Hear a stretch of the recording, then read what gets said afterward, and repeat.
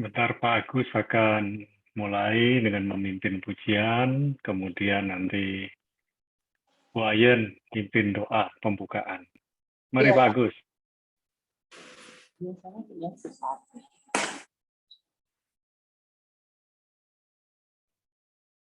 Mikrofonnya Pak Agus.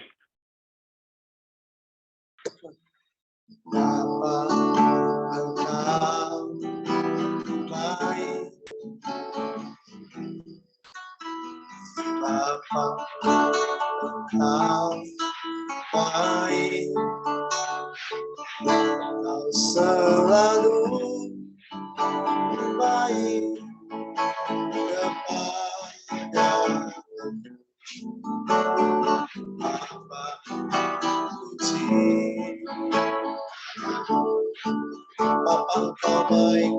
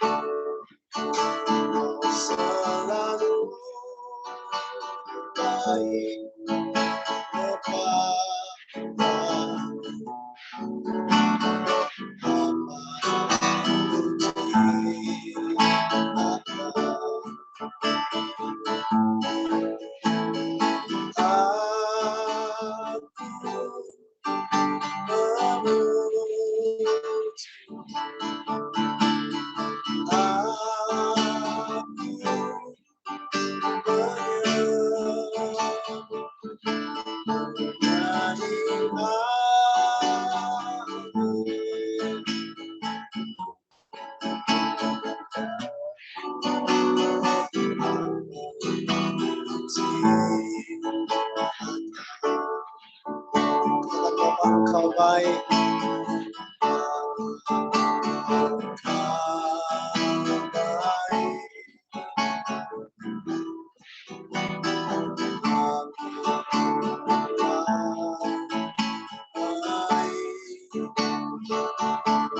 selalu baik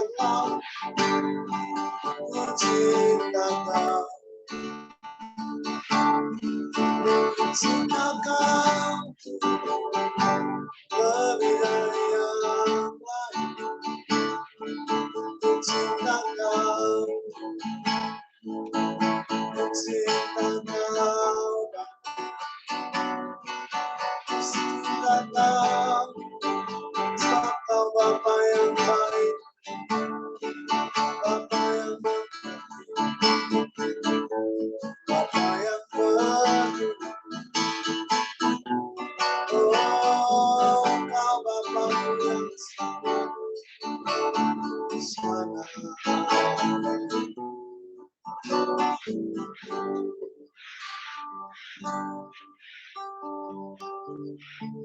Mari Bu Ayan bisa mengawali dengan doa.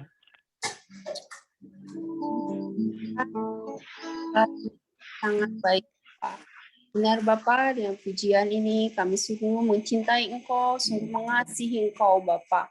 Engkau Allah yang luar biasa buat kami semua Bapak. Bila sebentar kami akan mengadakan sekolah pemuridan Bapak, berkati kami semua, berkati Pak David yang akan memberikan firman-firman untuk kami semua, untuk menguatkan kami, agar kami menjadi anak-anak Allah yang luar biasa. Berikan kami telinga seorang murid, Bapak. Berikan kami penguatan untuk selalu mendengarkan firman yang akan diberikan oleh Pak David, Bapak. Berkati juga Pak David untuk memberikan renungan ini, Bapak. Berkati kami semua juga, Bapak. Kami telah siap mendengarkan pemberitaan ini dalam nama Tuhan Yesus. Haleluya. Amin. Ya, terima kasih Bu Ayen, terima kasih Pak Agus. Ya, malam Sama-sama. ini saya akan sharing tentang mewariskan berkat tak terbatas. Nah, apa yang menjadi warisan yang tak terbatas itu? Seringkali kita berpikir bahwa warisan itu selalu berbicara tentang harta, benda, kekayaan. Namun warisan tidak terbatas ini yang akan kita bahas. Tentu di sini sudah ada opa oma seperti Ibu Ayen, Pak Tani ini sudah opa oma ya, walaupun mereka masih muda ya. Nah, Amsal 20 ayat yang ke-7 saya ambil dalam bahasa Indonesia masa kini atau disebut bahasa Indonesia sehari-hari. Anak-anak beruntung jika mempunyai ayah yang baik dan hidup lurus. Nah, dibilang di dalam bahasa lain, di Amplified Bible, the righteous man who walks in integrity and life in accord with his godly belief, how blessed, happy, and spiritual secure are his children after him, who have his example to follow. Di sini ada kata-kata yang dikurung, ya. Orang yang saleh, orang tua yang saleh, orang tua yang beribadah. Kemudian kata blessed itu diterjemahkan sebagai happy and spiritual secure. Berbahagia dan memiliki kerohanian yang aman. Dibilang secure itu berarti merasa aman. Ya. Jadi kerohanian yang aman itu artinya punya kerohanian yang kuat. Kemudian his children after him, di mana anak-anaknya mengikuti ayahnya, yaitu who have his example to follow, yaitu ayah yang mempunyai teladan untuk diikuti. Nah, tentu sangat diberkati dan sangat berbahagia anak-anak yang memiliki orang tua yang berintegritas. Simpelnya, sederhananya, integritas itu apa yang ada di dalam hati, itu terpancar lewat kehidupan kita. Dalam dan luar sama. Di dalam rumah maupun di luar rumah pun sama. Ya, tentu kalau saudara ingin tahu kami, tanya anak-anak kami. Mereka akan ngomong apa adanya, karena kami belajar dan mengajar kepada anak-anak kami untuk apa adanya. Apa adanya itu artinya, ya, berani berkata tidak kalau memang harus berkata tidak, dan mengiyakan kalau memang harus mengiyakan. Artinya orang tua itu tidak 100% benar, tidak selalu benar. Sekali lagi, orang tua tidak selalu benar dan tidak 100% benar. Artinya anak-anak berhak untuk menjawab, untuk menyanggah. Bahkan komplain boleh. Dan itulah diskusi yang baik. Berani mengungkapkan isi hati, tapi dengan catatan, dengan sopan. Dengan sopan, dengan tutur kata yang manis, tutur kata yang baik. Dan ini yang kami lakukan. Kasih Tuhan, keteladanan itu bukan sekedar diperkatakan, tapi juga dilakukan. Banyak orang bisa ngomong tentang keteladanan, banyak orang bisa ngomong tentang keluarga. Saya hari ini juga ngomong tentang keluarga, dan tidak takut menghadapi tantangan masalah keluarga, karena ada banyak orang berani ngomong tentang keluarga setelah keluarganya mengalami masalah, dia nggak berani lagi ngomong tentang keluarga. Kami juga punya masalah di dalam keluarga, tapi setiap masalah itu adalah kesempatan untuk makin mengerti, memahami, mengenal Tuhan, juga mengenal anggota keluarga kita.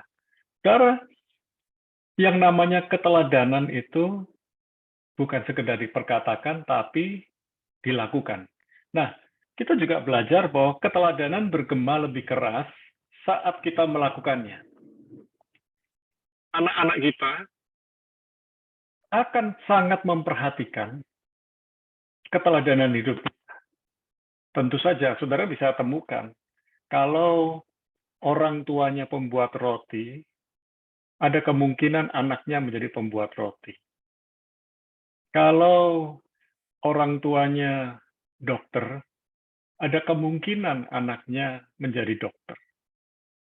Profesi dari ayah dan ibu kemungkinan akan diikuti oleh anaknya.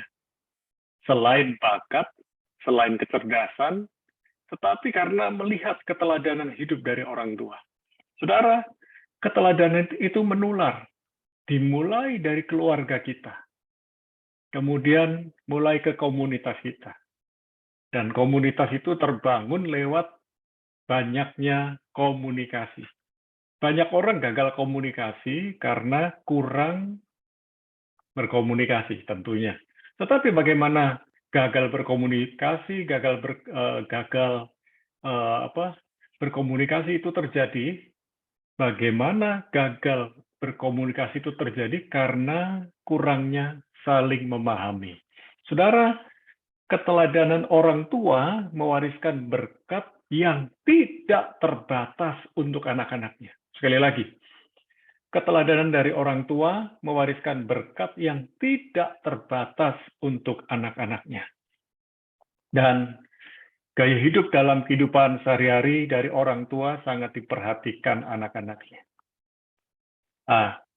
Contoh, saya ngobrol dengan istri kemarin, dengan Budian kemarin, saya bilang begini, kita berpakaian yang baik karena kita menghargai diri kita dan menghargai Tuhan yang memberi kepercayaan kehidupan buat kita.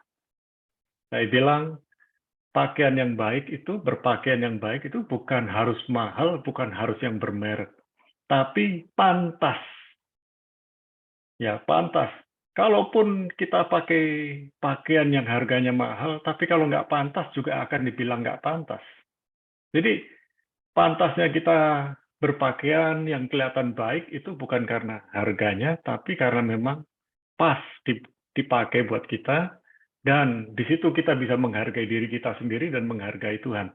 Dan saya berkata, saya berpakaian yang baik bukan untuk dipuji orang, tapi satu hal, saya menghargai diri saya dan saya menghargai Tuhan. Nah, kalau saya ingin dipuji oleh manusia, berarti saya memang mau cari pujian.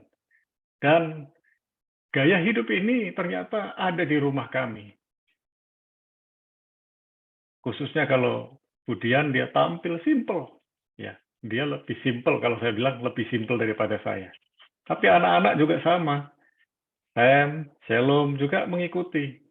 Mereka ingin berpakaian, nggak harus mahal, nggak harus yang bermerek, tapi ketika mereka pakai, merasa nyaman, itu yang dipakai. Saudara, gaya hidup orang tua diikuti oleh anak-anaknya. Bahkan kalau saya mulai memperhatikan, seperti Samuel yang sudah mulai sharing firman dalam ibadah, saya bisa memperhatikan, ada saya di dalam dirinya. Walaupun dia punya gaya di dalam menyampaikan firman, punya gaya sendiri, tapi saya melihat, oh ada diri saya di dalam dirinya. Saudara, anak-anak itu memperhatikan dan meniru apa saja yang dilakukan oleh orang tuanya. Jadi mesin fotokopi itu bukan merek Ricoh, merek Xerox, tapi ternyata mesin fotokopi yang terbaik itu adalah anak-anak kita. Kita akan kaget ketika anak-anak kita melakukan hal-hal yang mungkin, loh, kok begitu? Kok bisa? Ternyata mereka melihat kita. Cara makan, cara bertutur kata, bahkan mengedipkan mata, mengangkat alis, tangannya ketika berbicara, itu anak-anak ikut. Bahkan hati-hati, ternyata waktu kita marah-marah di rumah, anak-anak kita juga akan menjadi orang yang mengikuti gaya dari orang tuanya. Sebelum kita bisa diskusi, ada satu statement dari saya. Orang tua yang hidup lurus mewariskan berkat tidak terbatas buat anak-anaknya. Mari kita belajar untuk hidup lurus yang di dalam bahasa Inggris dibilang integritas, integrity. Ya, mari kita sama-sama sharing. Ternyata berkat, mewariskan berkat yang tidak terbatas, itu tidak bicara tentang harta benda saja, tapi ternyata mewariskan kehidupan yang kita miliki. Nah, saya mau minta Pak Tandi dan Bu Ayen bisa cerita, kan sudah punya anak, sudah punya cucu.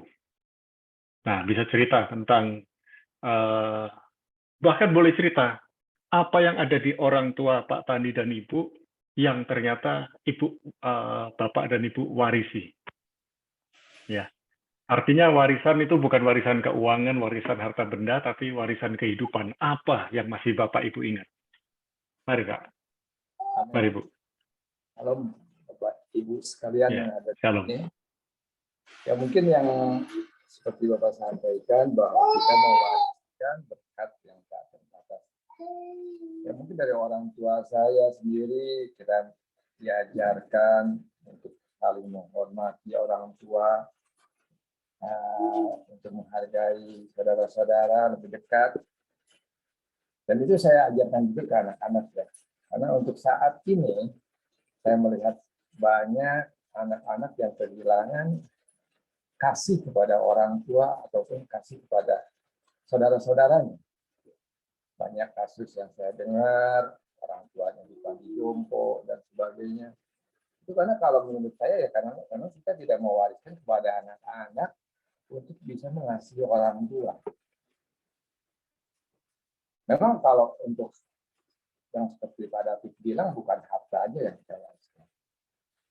Itu kita lihat dari saya ke orang tua saya menghargai orang tua saya, walaupun nggak seperti anak sekarang bebas. Kalau dulu kan ada batas antara anak dan orang tua, itu kita menghormati, itu sangat menghormati, segan.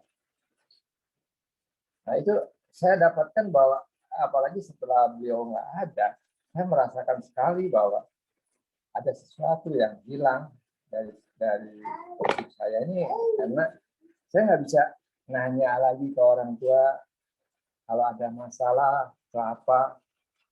Nah itu yang mungkin kalau kita masih orang tua saya masih hidup, saya masih tetap tenang-tenang aja. Tapi setelah beliau nggak ada, kita merasakan dan sangat berasa sekali itu. Saya merasa kepada anak-anak sekarang, saya bilang bahwa kamu harus menghargai orang tua kamu, mengasihi saudara-saudara kamu. Ya bukan dengan materi ya, bukan dengan benda, tapi dengan kasih. Kita bisa menyayangi mereka, membantu mereka, mungkin membantu dengan pemikiran dan sebagainya, saling tolong-menolong. Itu mungkin kalau secara anak-anak sekarang memang agak sulit. Tapi mereka ada egonya terlalu tinggi, anak-anak zaman sekarang ini. Tapi saya tanamkan sama mereka, dan puji Tuhan, 3 anak saya nih, mereka bisa saling mengerti, saling membantu, saling menopang. Dan mereka pun sama kita yang hargai kita juga di dalam kehidupannya, mungkin karena saya juga menanamkan itu kepada mereka. Saya sangat miris Pak dengan keadaan sekarang, banyak yang apa ya, dengan teknologi sekarang yang kacau juga, yang bikin orang tuh kalau udah ngobrol ya ngumpul keluarga masing-masing dengan handphonenya, nggak ada komunikasi sama sekali. Itu yang memang mungkin harus kita patahkan ya. Karena dalam acara kumpul keluarga kita harus tetap fokus dengan kita ngobrol, interaksi dengan keluarga. Kemarin juga sempat Pak Tony di gereja bilang, tolong kalau bisa bawa Alkitab aja ke gereja tuh, jangan bawa HP. Supaya kita lebih fokus. Karena kalau di HP ada WA, ada apa masuk kan tetap ganggu. Kalau bisa tolong seperti itu. Ya memang kita harus bisa untuk mendidik anak-anak kita, mewariskan kepada anak-anak kita nilai-nilai kasih ini. Kadang-kadang anak sekarang kan kasih itu uang, itu ya yang masalah. Kasih itu kalau kita mau apa dikasih kan ya. Nah, itu hal-hal seperti itu yang mungkin harus kita tekankan sama mereka. Nah, kalau saya lihat kan di Jajak juga udah bagus, ada anak-anak sekolah minggunya kelihatannya bagus, programnya di sana harus kita didik dari awal. Mereka takut akan Tuhan, tapi takut kepada orang tua, takut akan hal-hal yang tidak baik. Nah, dasarnya kehidupan kita sendiri yang akan jadi contoh. Yang Pak David bilang, kalau mau melihat saya, tanya kepada anak-anak. Betul sekali, Pak. Itu kita harus bisa memberikan teladan, contoh kepada mereka hidup kita. Jangan dimulai dengan kebohongan-kebohongan. Hal kecil lah kalau seandainya saya pernah lakukan, misalnya kalau pas sesuatu bilang tapi nggak ada, nah itu satu hal yang lain, ngajarin bohong anak gitu. Itu hal kecil yang harus kita hindari. Hal-hal seperti ini nanti akan membekas kepada anak kita. Sebentar. Hal-hal yang luar biasa yang saya dapatkan dari orang tua saya bahwa kamu jangan gampang menyerah. Orang jatuh pasti biasa. Kalau nggak jatuh nggak tahu rasanya sakit. Tapi kamu harus bangkit. Nah, itu yang saya rasakan karena saya berapa kali juga saya pernah jatuh juga dalam usaha. Tapi saya ingat pesan beliau, kamu jangan pernah menyerah. Orang jatuh biasa. Tapi kalau orang nggak pernah jatuh bahaya. Itu masalah gitu. Jadi memang banyak hal-hal yang kalau kita pikirkan mewariskannya ya karakter kita. Betul Pak. Fotokopi anak-anak kita. Jangan sampai fotokopi kita yang tidak baik itu melekatkan. Nah, dengan kasih saya yakin semua akan hilang. Ya dalam kehidupan sekarang ini kalau kemarin saya ke dokter gigi Pak, mengerikan sekali kalau mereka bilang kehidupan sekarang ini di kota besar ini kacau. Kenapa dok? Ini katanya kalau orang-orang kalau dicabut gigi kan keluar darah banyak gitu. Kalau orang Jakarta katanya sekarang ini ada yang dicabut tuh nggak keluar darah. Saya bilang kenapa dok? Pola hidup yang udah nggak beres. Udah gaya hidup nggak beres, pola makan nggak beres, mau gimana nggak beres. Nah, itu sudah pernah orang Kristen juga. Jadi memang saya sendiri kaget waktu itu dengar seperti itu. Ada banyak yang orang Jakarta pola hidupnya, pola makannya nggak beres. Dan itu mempengaruhi dalam keluarganya. Ya. Dan awalnya mereka acu-acu aja. Dan anaknya juga akan menjadi aktif, masa bodoh. Gitu. Dan akhirnya akan turun terus ya. Nggak ada selesainya. Dan itu harus dipatahkan. Memang ya kita masing-masing ya pasti punya warisan berbeda, bukan dengan uang berbeda, dengan pengalaman yang berbeda, cara mendidik yang berbeda. Tapi kalau dalam kasih saya percaya tujuannya sama.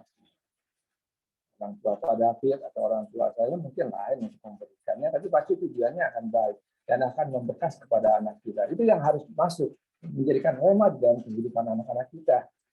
Kehidupan kita menjadi contoh bagi mereka. Karena kalau nggak jadi contoh, kita malah akan diledek. Anak-anak sekarang berani Pak, meledek orang tua. Pak. Kalau Saya pernah lihat, Pak. Orang tuanya malah dilecehkan, diledekin. Waduh, Pak. Udah.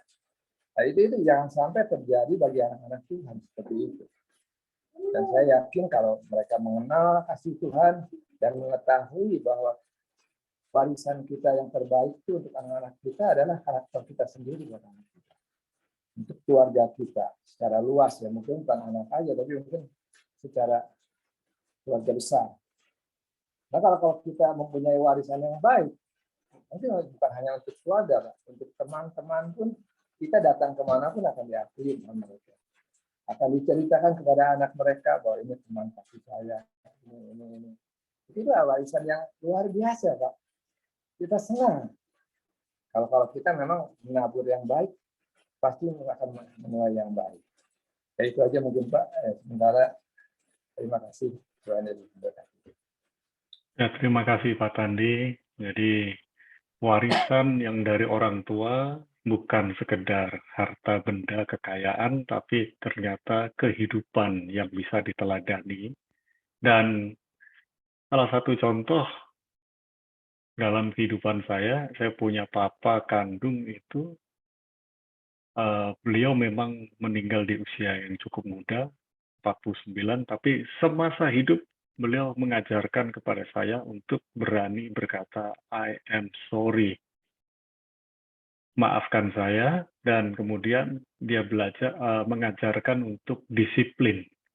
Jadi termasuk disiplin itu termasuk bagaimana rutinitas, bagaimana bangun pagi, kemudian melakukan dengan bertanggung jawab. Nah, itu yang dilakukan. Nah, saya mau tanya bagaimana dengan Pak Agus di dalam merancangkan untuk mewariskan kehidupan buat anak-anak Anda di masa mendatang. Silakan Pak Agus.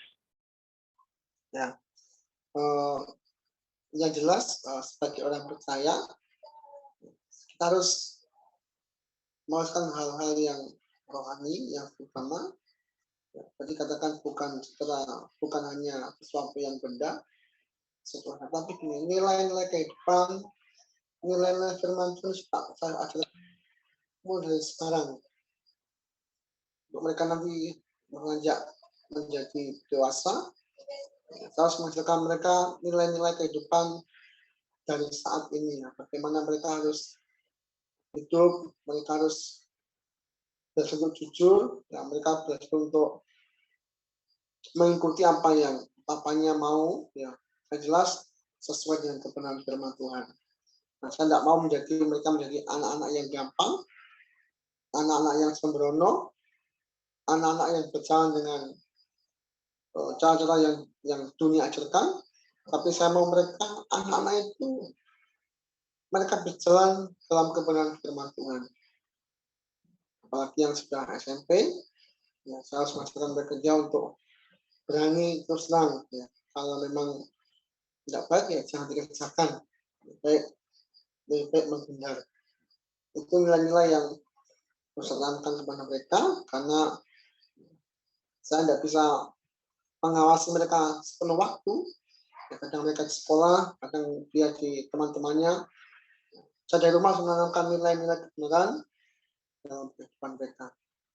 Setiap hari harus saya tanamkan sampai mereka benar-benar hidup dalam kebenaran firman Tuhan. Dan nantinya, ya, saya sebagai orang tua punya rancangan bahwa anak-anak itu mereka berjalan, mereka nanti hidup, mereka nanti bangun sesuatu yang lebih besar dengan mereka hidup dengan takut akan Tuhan.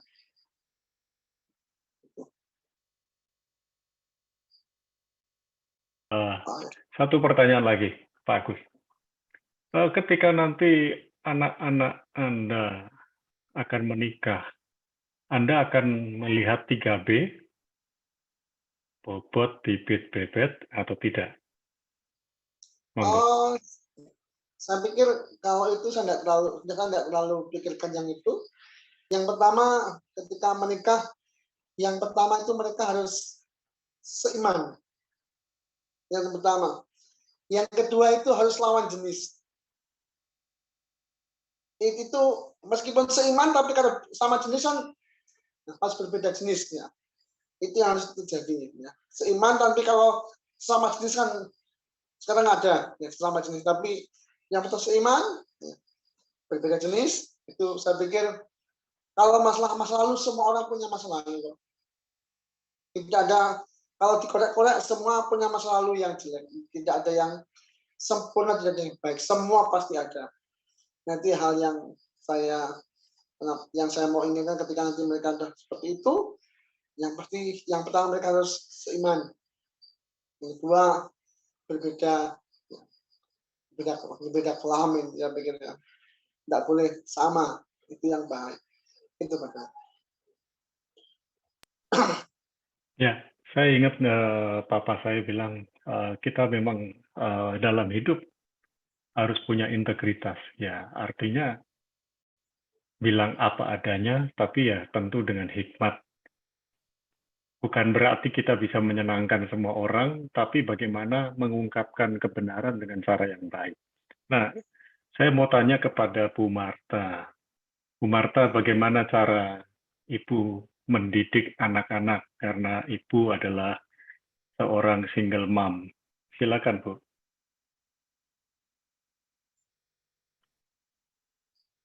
Bu Marta? Ya, shalom, benar Pak, benar. Ya, ya. Wait. Tapi dengar ya suara saya tadi ya. Oh, jelas. Bentar, Ya. Pak. Bentar. Oke. Ya. Oke. Barusan mandi, Pak. Jadi mana nih rambutnya masih. Ya, shalom. Ya, shalom. Maaf, Silakan, pakai Bu. HP ini ya. Gimana, Ya. Pak? Tadi, Pak, diulangi, Pak. Ya, bagaimana cara Ibu mengajar anak-anak, kemudian mempersiapkan anak-anak, memberikan warisan untuk masa depan mereka, karena Ibu adalah seorang ibu sekaligus seorang bapak di rumah. Ya, puji Tuhan untuk diberikan kesempatan.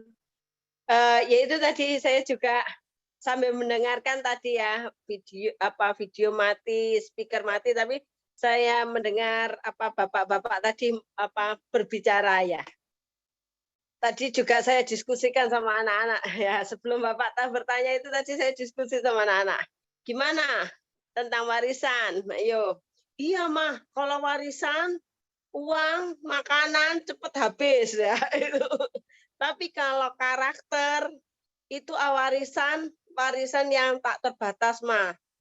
Oh ya, ada yang tentang menyekolahkan anak itu pun suatu kebanggaan orang tua ya, itu pun juga bisa warisan ya, toh anaknya bisa mungkin mamanya nggak lulus nggak sampai di wisuda, sudah drop out, tapi anaknya bisa sampai lulus, sampai wisuda, itu suatu kebanggaan orang tua. Apalagi saya seorang single mom,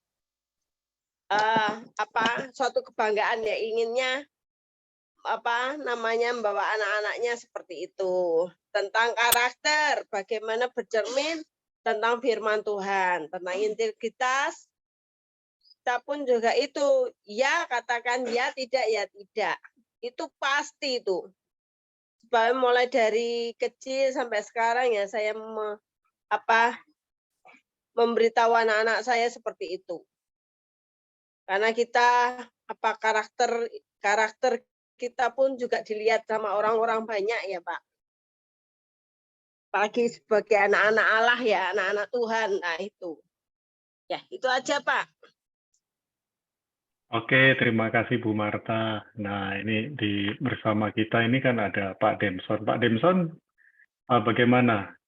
Apakah bisa memberikan pendapat Pak Demson mengenai warisan kepada anak-anak?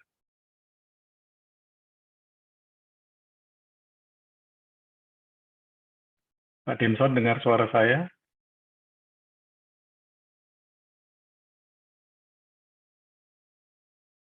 Oke, atau kalau begitu saya lompati dulu, saya berikan kepada Budian. Bagaimana pandangan Budian mengenai warisan yang tidak terbatas buat anak-anak kita?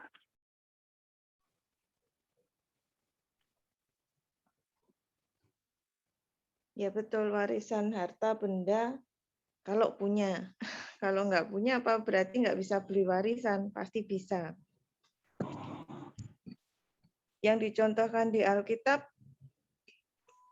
kalau bapaknya Abraham misalnya, takut Tuhan, sungguh-sungguh dalam Tuhan. Anaknya juga kita dapati sungguh-sungguh dalam Tuhan. Kecuali Daud ya, kalau saya lihat.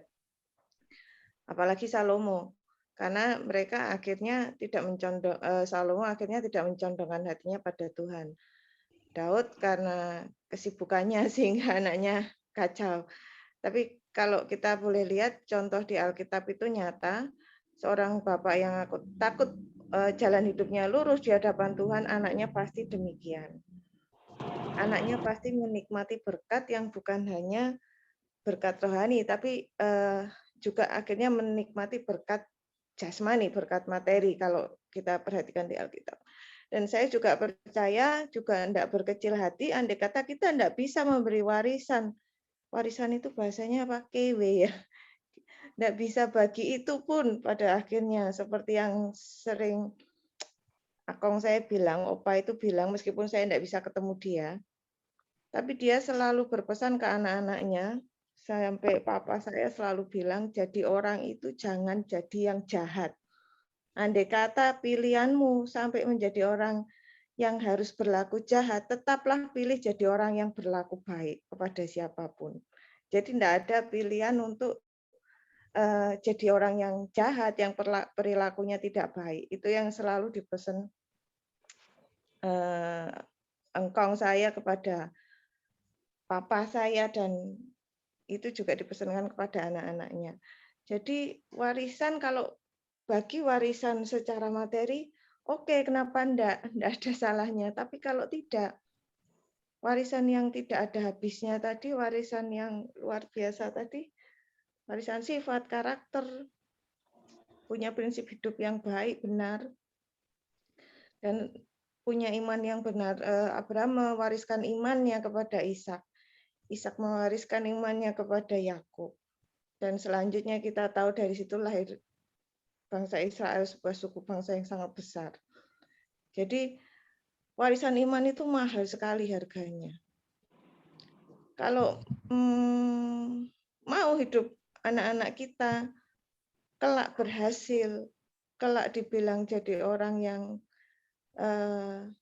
hidupnya diberkati Tuhan, wariskan iman yang sungguh-sungguh, jangan cuma sekedar Kristen.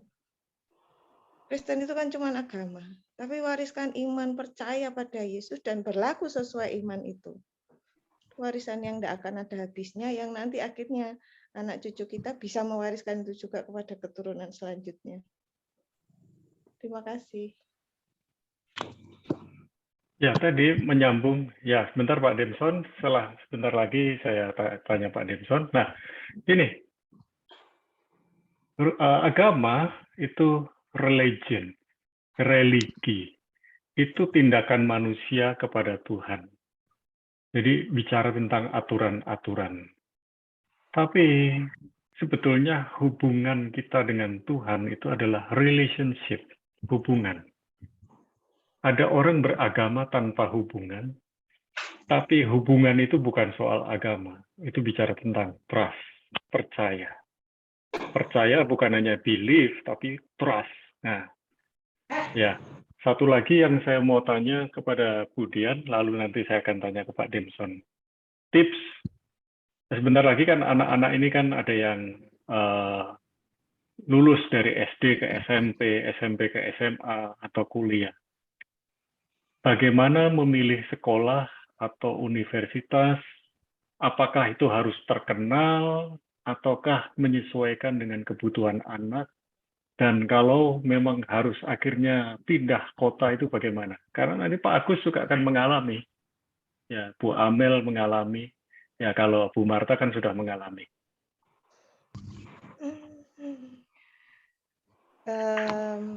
Anak-anak itu sudah ada jalurnya dari Tuhan, kalau saya selalu bilang ke adik saya juga. Meskipun nanti kita pusing-pusing mikir, tetap endingnya kehendak Tuhan yang jadi. Tapi yang terutama jangan paksakan keinginan kita orang tua. Itu menyakiti hati anak. Sangat menyakiti hatinya, menghambat langkahnya. Alih-alih memaksakan, nak kamu harus jadi dokter, nak kamu harus jadi insinyur. Alih-alih seperti itu, mending kita kan bawa, nak, jadilah seperti yang Tuhan mau atas dirimu. Nah, mereka juga akan berdoa seperti itu. Kalau kita paksakan, nak, mending kamu jadi dokter, nak, mending kamu jadi insinyur. Anak akan jadi bingung, di dalam hatinya dia pengen jadi apa. Ya kita mungkin kasih gambaran, pasti harus beri gambaran. Sekolah nanti kalau sekolah di sini, teman-temanmu seperti ini, sekolah di sini, pergaulanmu kira-kira akan seperti ini, itu wajib kita beritahu. Kalau kamu ambil jurusan ini, karena nanti sejak SMP, sejak SMA itu sudah penjurusan, dan semakin mengerucut waktu kuliah. Kalau kamu ambil jurusan ini, jangan jadi orang tua yang masa bodoh, nggak tahu.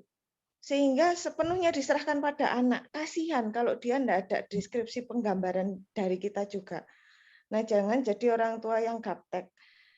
Kalau saya boleh kasih saran ya buat orang tua. Kadang-kadang mama, papa, terserah nak, terserah, benar-benar terserah. Anak-anak itu betul-betul kadang nggak tahu. Nanti kalau aku ambil jurusan ini, aku dapat mata pelajaran, mata kuliah apa kira-kira. Nah, itu kita bantu. Sebatas membantu, mendampingi. Tapi keputusan dia mau di mana, yaitu kita doa supaya hatinya tergerak di mana. Dan kita juga setuju dengan gerakan Tuhan di dalam dirinya. Setuju dia ditempatkan di mana, di jalur sekolah seperti apa.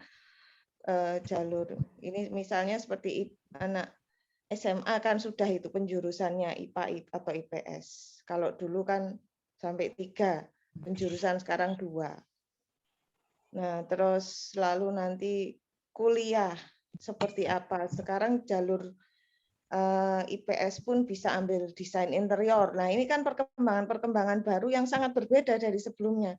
Nah, nanti kalau anak bilang, nak, mah aku pengen jadi desain interior.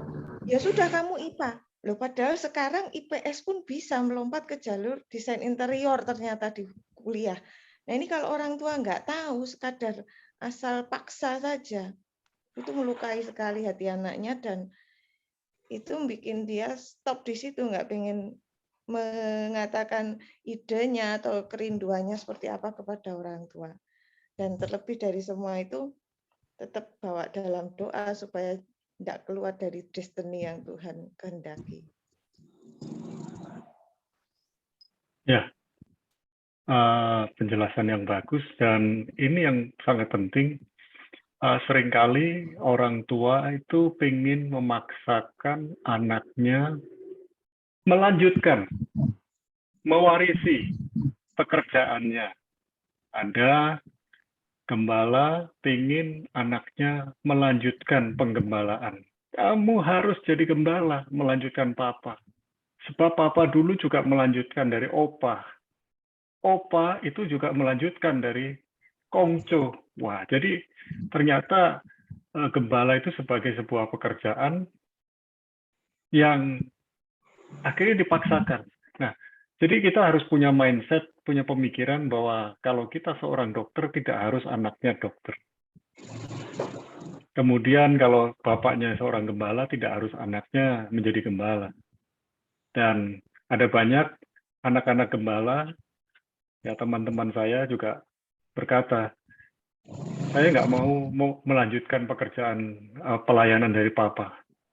Jadi gembala itu nggak enak, serba salah aja.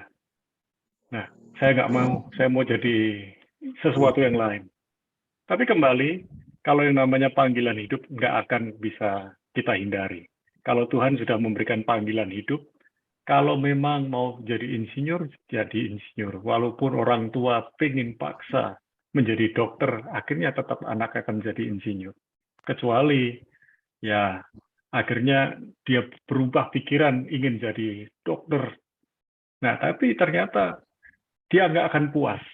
Saudara, saya mau tanya dengan Pak Demson. Pak Demson bisa dengar suara saya, Pak Demson? Bisa, Pak, bisa. Coba. Pak kan gembala. jikalau Bapak ini punya anak, apakah Bapak ingin anak Bapak ini jadi gembala juga, atau ya kalau mau jadi pengusaha dan lain sebagainya boleh? Silakan Pak Debson. Kalau menurut saya Pak, kita tidak boleh memaksakan kehendak kita kepada anak kita. Karena apa?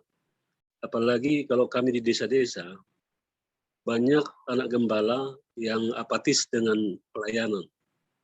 Karena banyak pendeta atau gembala hidupnya susah, miskin, gitu ya. Karena apalagi seperti kami di desa, sehingga mereka ada banyak teman-teman yang berkata begini, anak-anaknya sangat apatis tentang pelayanan, apalagi pengembalaan. Sama bapak, sama mama aja itu pengembalaan.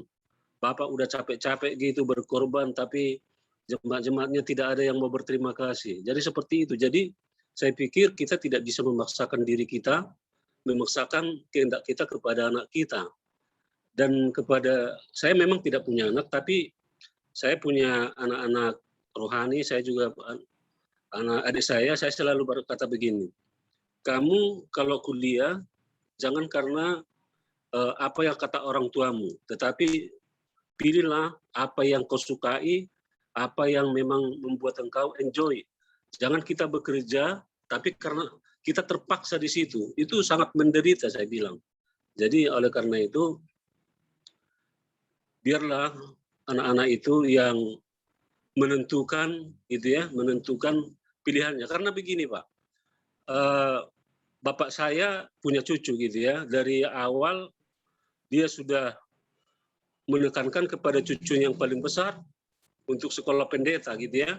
Apalagi di HKBP kan banyak uangnya gitu. Tapi saya bilang gini, apa kata kakekmu itu jangan kau ambil kalau tidak sesuai dengan keinginanmu.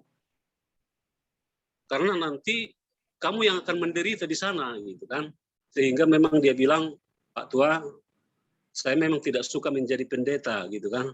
Apa yang kau suka? Dia bilang saya mau ingin sekolah bagian ekonomi. Akhirnya Pak, dia kebetulan dia dapat bebas testing di Unimed gitu ya. IKIP Medan dulu gitu. Jadi sehingga saya bilang ya itu teruskan. Jangan karena dorongan kakekmu atau dorongan orang tuamu memaksakan kehendaknya, kau yang tertekan, kau tidak enjoy, sehingga kuliahmu nanti jadi berantakan. Jadi apa yang kau sukai, itulah yang ambil. Jadi cuman saya mengarahkan aja gitu. Kalau umpamanya kamu sudah pilih itu, sungguh-sungguh untuk belajar, karena jangan hanya tamat gitu. Jangan banyak orang hanya tamat gitu ya, hanya tamat tanpa ada skillnya, tanpa ada ilmunya gitu. Jadi kamu harus selalu belajar dan belajar. Karena memang sampai tua pun kita belajar gitu. Jadi itulah Pak, ya pandangan saya. Terima kasih. Oke, ya mau lihat ya. Jadi peran orang tua adalah mengarahkan, bukan memaksakan kehendaknya. Ya, jadi saya percaya apa yang disampaikan Pak Demson tepat. Nah, Pak Demson ini rekan saya, partner saya selama saya ada di Kota Medan, Sumatera Utara beberapa tahun yang lalu. Waktu anak-anak kami masih kecil-kecil di sana. Nah, saya mau tanya, Bu Amel, apakah bisa mau sampaikan sesuatu? Bagaimana pandangan Ibu tentang mewariskan kehidupan buat anak-anak?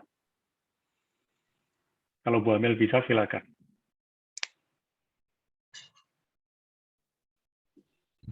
Menurut saya mewariskan sesuatu itu ya bukan hanya itu ya Pak, mengarah ke hal-hal harta atau yang berupa fisik saja. Tapi memang yang paling penting di karakter dan pengenalan akan Tuhan, lebih lagi maksudnya imannya kepada Tuhan itu bagaimana, itu yang mendorong dia untuk menjalani kehidupan di masa-masa dia yang akan datang, untuk memberi basic ya, fondasi yang kuat. Jadi yang perlu memang penekanannya di imannya ya Pak. Bukan karena mama papanya Kristen terus anaknya anu enggak, tapi dia dari kecil ya memang diajarkan pengenalan akan Tuhan Yesus ya. Tuh. Menurut saya begitu, Pak. Ya, saya ada tanya lagi ke Bu Amel. Jadi begini, andai kata suatu hari anakmu harus sekolah di luar kota, apakah Ibu merelakan? Nah, Rela, ini kan Pak. sebuah rela ya. Tujuannya apa? Kenapa kok rela? Sebab jauh itu kan pengawasannya lebih sulit. Apalagi anakmu putri. Ya, ya untuk mendapatkan pendidikan yang lebih baik. Kalau di sini kan ya gitu saja, Pak. Oke, ya. Ya, itu adalah sebuah pengorbanan dari orang tua yang ingin anaknya bisa lebih baik. Terima kasih Bu Amel. Ya, Ya, saya- sama-sama. ada bersama kita Bu Eka. Bu Eka mau sampaikan sesuatu, walaupun anakmu kan masih kecil, tapi apa yang bisa kau berikan buat anakmu Iya, untuk kalau warisan? aku sih belum bisa dibilang jadi orang tua berhasil ya. Aku kan mau bawa anak aku untuk ke Tuhan gitu ya. Tapi Ya. anak aku ini nggak pernah mau berdoa sampai sekarang, yang gede itu. Bahkan aku ya saat ini cuma bisa ngadain mesbah keluarga berdua sama suami aja dulu, doain anak aku. Itu. Bahkan anak aku ini nggak tahu kenapa ya, dia umurnya baru 4 tahun. Lebih suka doa-doa agama seberang daripada doa-doa agama Kristen gitu. Bahkan kalau aku misalnya doa sebut nama Yesus, dia marah-marah. Aku nggak tahu ada apa di dalam dia gitu sampai sekarang. Itu jadi masalah sih. Aku sampai saat ini sih masih doakan anak aku mesbah keluarga. Tapi kalau untuk kedepannya ya untuk aku sih udah tanamkan ya untuk anak aku kalau dia udah mulai mengerti. Kalau misalnya cari pasangan itu harus seiman gitu. Harus seiman itu wajib. Terus dan harus jadi pelaku firman gitu, bukan hanya seiman tapi kalau nggak jadi pelaku firman apa gunanya gitu. Untuk pendidikan aku sih pasti akan menyekolahkan dia di sekolah yang mengajarkan iman tentang Tuhan Yesus itu. Pergaulan juga aku awasin gitu, karena kadang-kadang anak-anak kalau anak cowok ya kadang-kadang kalau salah bergaul juga repot, karena nanti kita itu akan jadi seperti apa itu tergantung dengan siapa kita bergaul. Kalau teman-teman kita itu membawa efek pengaruh-pengaruh buruk negatif sedikit atau banyak pasti kita akan ketularan gitu. Tapi kalau teman-teman kita memberi contoh hal-hal yang positif pasti juga itu akan terpengaruh begitu. Karena aku sudah ngelihat orang gagal itu pasti kebanyakan bertemannya sama orang gagal. Orang sukses kebanyakan bertemannya magnetnya pasti sama orang sukses. Orang yang suka mengeluh, yang suka bersungut-sungut pasti berkumpulnya sesama sejenis dia. Tukang gosip pasti akan berkumpul sesama tukang gosip gitu. Orang yang rajin pasti akan berkumpul dengan orang yang rajin, biasanya begitu. Itu udah magnet gitu. Ya mengawasi pergaulan, terus ya aku mulai membiasakan mesbah keluarga, doa bersama. Ya saat ini walaupun baru aku dan suami aku ya, aku belum bisa ajak anak aku yang umur 4 tahun itu. Aku nggak tahu ada something yang nggak beres sih dengan dia gitu. Belum bisa aku atasin sampai sekarang. Itu sih sharing aku.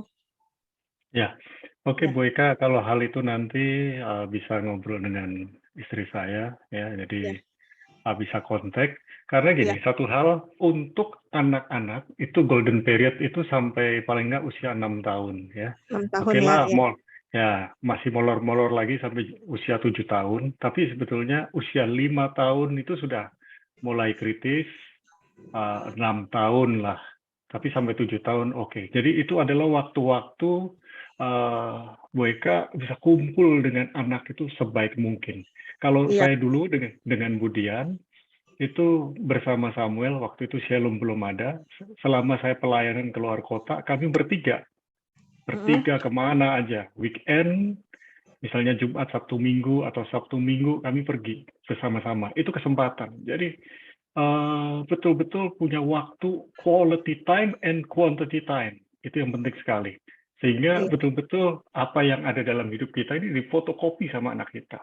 Dan tentu saja kita rindu apa yang ada dalam hidup kita diwariskan kepada anak kita, dan anak kita mengembangkan. Artinya, anak-anak kita menjadi pribadi yang lebih baik daripada kita. Lebih cerdas, lebih pandai, lebih berhikmat, dan lebih-lebih yang semua yang baik. Ya. Nah, malam ini kita bisa ngobrol banyak semuanya. Kita bersyukur, tapi waktu jalan. Nah, selama bulan Desember, pemuritan libur dulu. Dan kita nanti lanjut lagi di bulan Januari untuk pemuritan, dan khusus kita nanti bisa ngobrol dengan Budian. Jadi kerinduan saya adalah semua yang mengikuti pemuritan ini adalah memahami orang tua mau tidak mau harus mengajarkan, mewariskan warisan yang tidak terbatas, yaitu karakter, yaitu kehidupan, pengenalan yang benar akan Tuhan, dan biarlah anak-anak kita itu menjadi pribadi yang lebih baik. Saya akan kasih penutup. Waktu saya pergi ke Israel, saya melihat begini. Ada budaya orang ortodoks yang bisa kita pelajari. Mereka punya waktu untuk makan bersama, minum bersama, kemudian berdoa bersama di hari Jumat malam. Itu mau nggak mau harus kumpul. Dan mereka tidak pakai handphone yang ada di meja, mereka letakkan. Dan itu sangat baik. Dan tadi saya dengar dari Pak Tandi bicara bahwa sebaiknya kita ini bawa Alkitab secara fisik supaya kita nggak terganggu. Ya, betul.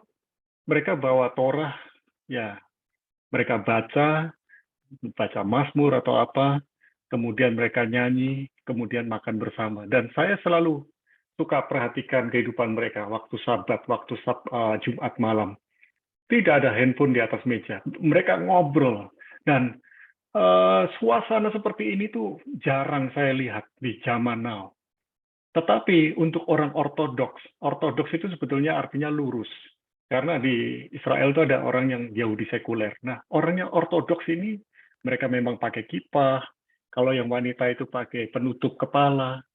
Tapi mereka benar-benar satu contoh yang bisa kita teladani.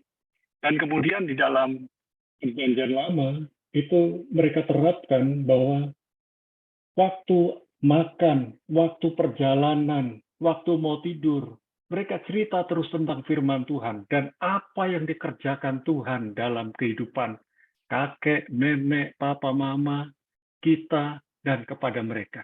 Hendaklah kita kembali, walaupun kayaknya kuno, tapi sebetulnya firman Tuhan tidak pernah kuno, selalu up to date, selalu tepat waktu buat kita. Mari kita berdoa. Bapa, di dalam nama Yesus kami memahami, menyadari bahwa kehidupan kami terbatas.